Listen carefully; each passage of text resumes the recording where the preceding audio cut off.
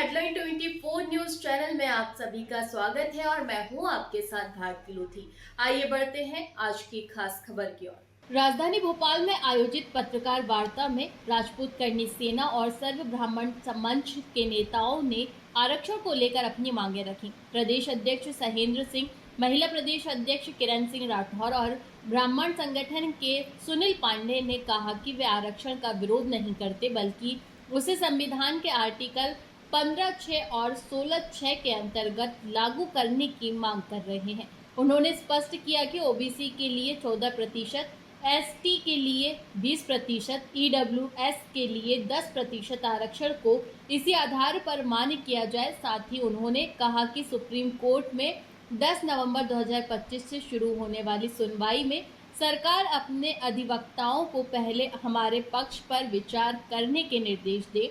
वक्ता ने यह भी कहा कि आरक्षण का लाभ एक बार से अधिक परिवारों को न मिले, पदोन्नति में आरक्षण न हो और सभी वर्गों का डेटा सार्वजनिक किया जाए। उन्होंने पुलिस विभाग में सब इंस्पेक्टर भर्ती में आयु सीमा को लेकर भी सरकार से राहत की मांग की। यह बैठक आरक्षण को लेकर विभिन्न संगठनों की एकता का प्रतीक बनी। देखिए,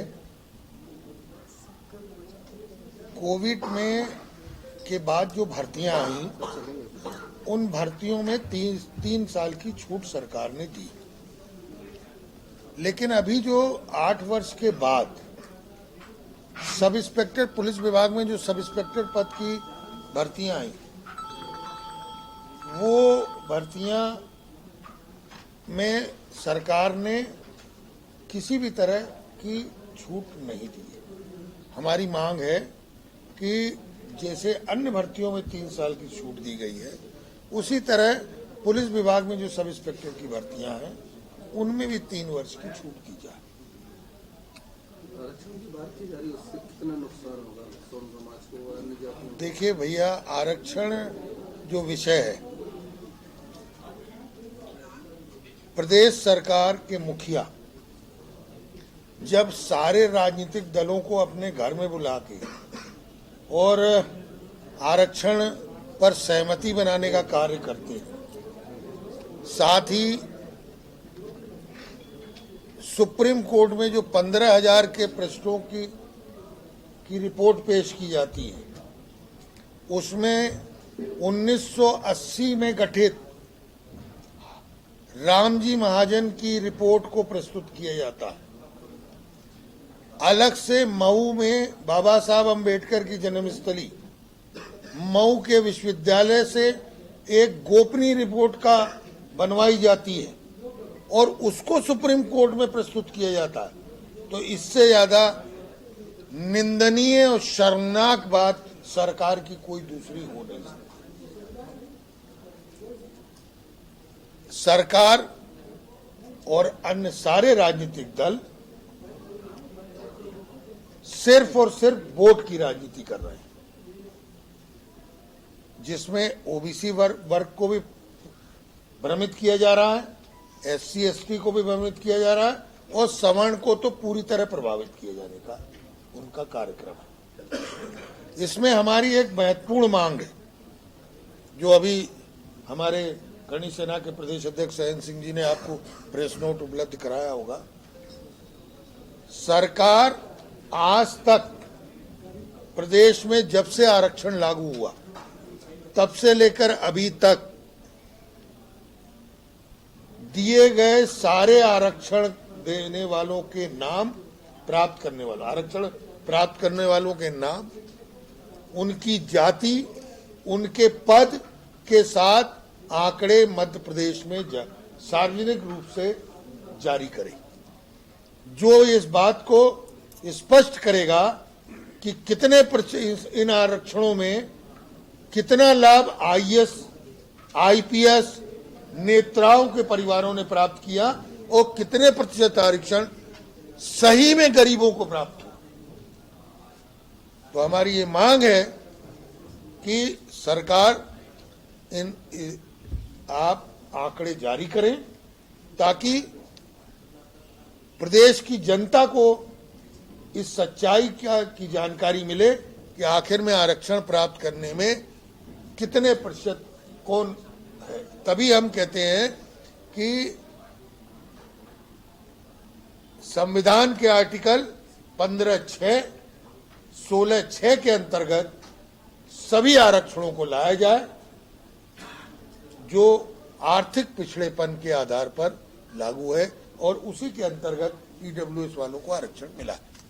बिल्कुल, मैं प्रदेश अध्यक्ष महिला विंग से श्री राजपूत करनी सेना से किरण सिंह राठौर।